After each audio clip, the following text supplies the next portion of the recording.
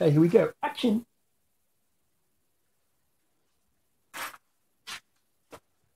Okay, welcome back. So you can see I've got the rail band set up. Now I've done this dry, there's no glue. So I'm going to go through it with you. There's a fair bit to sort of know about this stuff, or a few little tricks. So I've put the ones on in the middle, you can see, and those little blocks that we talked about earlier in the last episode. Now I've glued them on, and I've just planed them back down roughly. So by having a little block in the rail, because my timber strips are only this wide, and to go from the tail right through to the nose, and I talked about before how you have to take a piece and add some on the front and add at the nose piece and add some down the tail piece so you can get that full rocker. Now the way I get the template is I get some cardboard and I just join it together to the full length, and then I just get some pins and pin it to the timber just lightly, because when the first rail band that we put on, like right at the very start, you can just put a few pinholes in that, doesn't matter because it gets covered over. And then you pin that down and then just get a pencil and trace underneath it, and then you can cut it out with some scissors. And then when you make those rail bands up I was talking about earlier, where you stack them on top of each other, just shorter pieces where the rocker comes up. Just put that on there, trace it out, just trace it a little bit bigger, make it a little bit bigger obviously because your board's going to be thicker now because you put timber on the bottom and timber on the deck. And then just cut them out roughly with a jigsaw or a cutting device, some sort of cutting device. And then you can lay them down in full strips. Now, I might just go now, I'll just edit in here some video of a board. When I did this board here, I'm pretty sure, I did full strip rail bands. And I'll just edit in that and I'll give you a look at that and then we'll come back.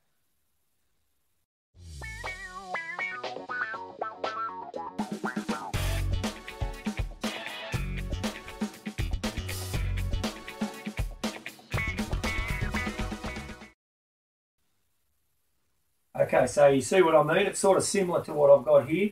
These are only short pieces because obviously I've done this piece separate. It's already done, and now I'm doing these bits. Now the bonus about doing these shorter pieces with these little blocks, also you can play around with a bit of timber colour and stuff like that. But you don't have to make those rail bands. And you don't need to use as much timber. So rather than with this cedar that I've used on some of these other boards, on the rails, I've had to use a fair bit, and you get a little bit of wastage, not too much. But by this way, I'm just using one strip, which is about 2 inches wide, 50 millimeters, and I put this one on, then as a block. Then I've had to cut this piece on an angle, obviously, so it takes up that rocker shape. Obviously, it's a lot wider than the rocker, but when it's glued on, then we can trim it off like we have been doing. Same at the tail. The tail's a little bit shorter and it stops a little bit before the tail, mainly because I didn't have enough timber.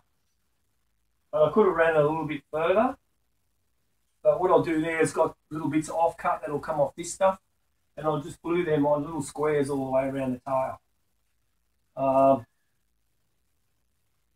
So we talked about steaming the timber, so this piece here, piece of cedar, obviously with the angle cut on it on this side. That's for underneath this side, which will go under here, and this piece is down, underneath the bottom. The other thing is when I do my rail bands, I like to put my board on the side. I just find it easier. Everything just sort of sits down. There's a couple of ways. You don't have to use, I've got these little corner clamps which are quite handy. I've only got 4 of them, but they come in real handy. And I'm using these F clamps. I'll go through that in a minute.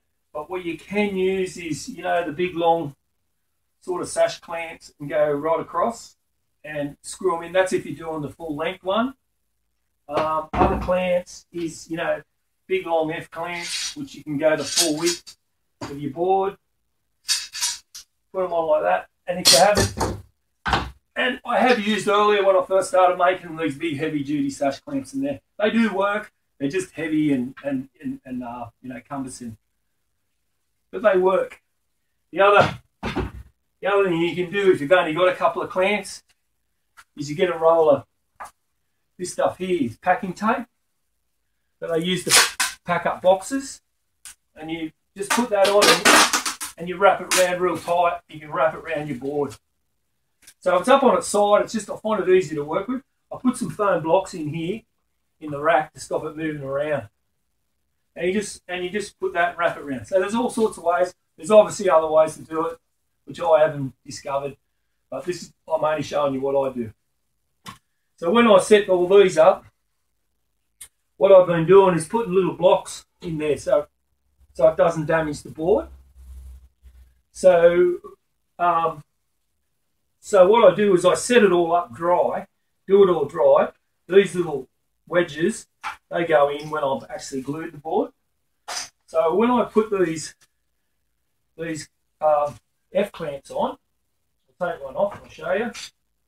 So when I'm setting it up, I put this in place and I put this down here. And what I do is I have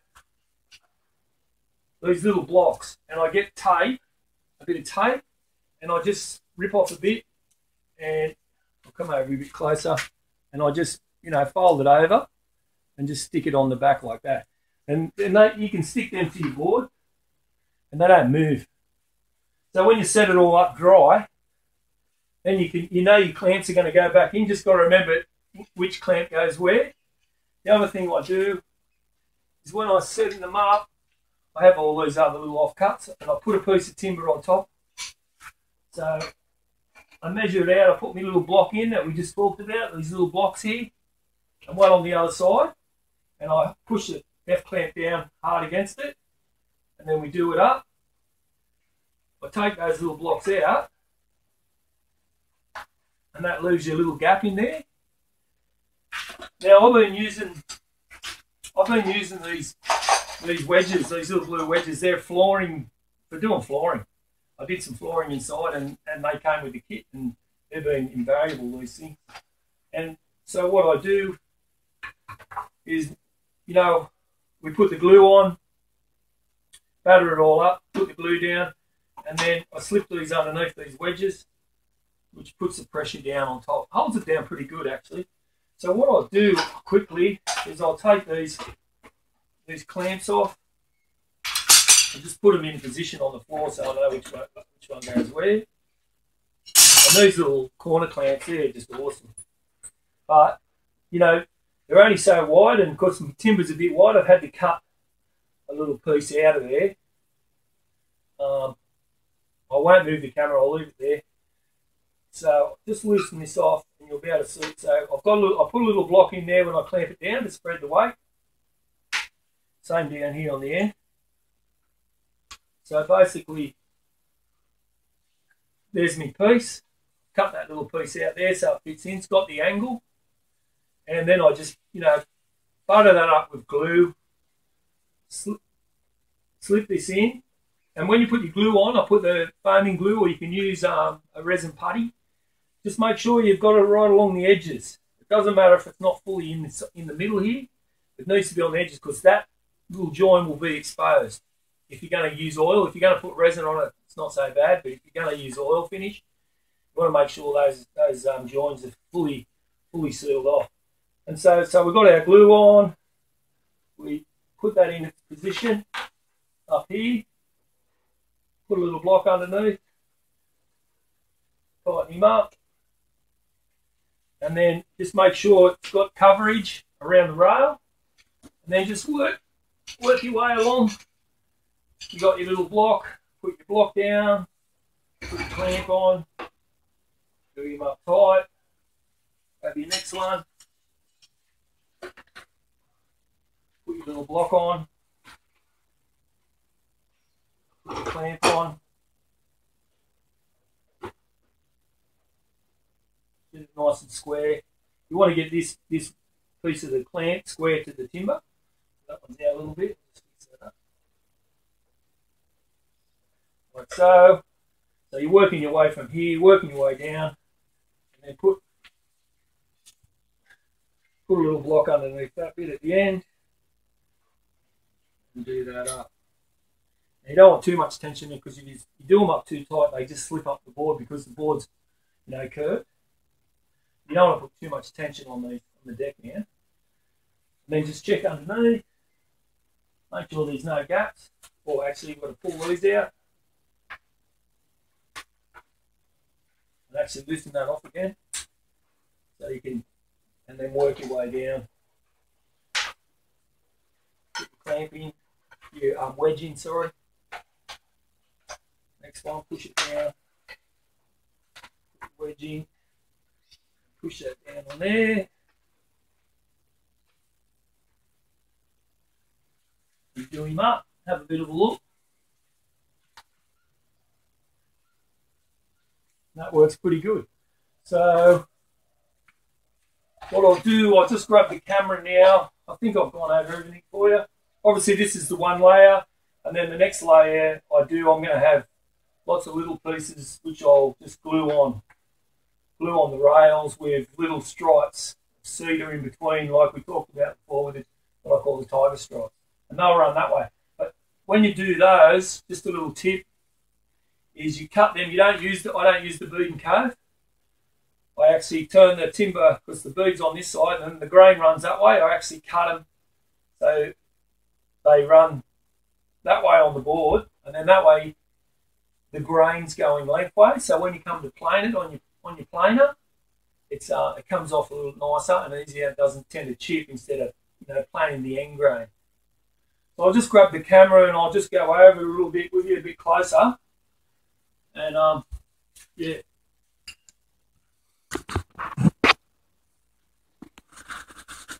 Okay, so you can see there, it's all pulled down quite nice. You can see how I've cut the little piece out of there so the timber fits in around the timber clamp. They're all in position. And then down here we've got the back bit. That's all ready to go. I haven't glued that on either. And then it ends, it ends just here, getting a bit dark down here. Okay.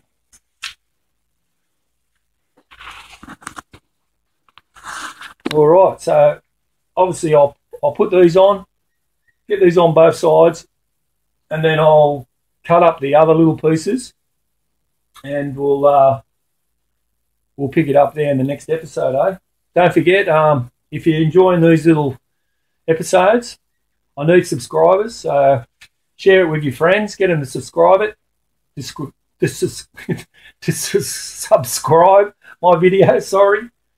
That's my dyslexia. But yeah, so hopefully you're enjoying these, and we'll catch up in the next episode.